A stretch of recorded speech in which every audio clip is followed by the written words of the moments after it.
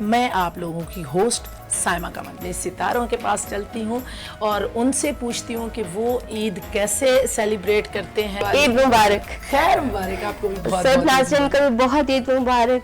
और आज का दिन तो बहुत अहम है हमारे लिए।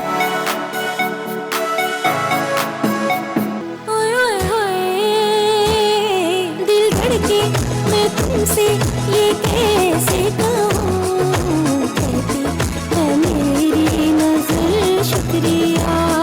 बहुत बहुत ईद उल अज़हा मुबारक हो। खैर और once again thank you very much. Writer जो है खुद स्टोरी राइटर भी हो तो फिर ड्रामे की क्या बात है। और बड़े अच्छे मौसीकारों के साथ उन्होंने काम किया, बहुत हिट गाने किए।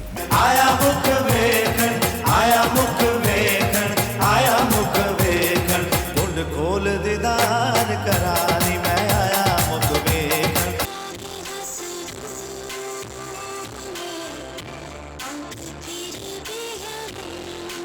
ये गाना इन्होंने लो पिच पे सेट किया है, जितना ये हाई वे से ज़्यादा गाती हैं।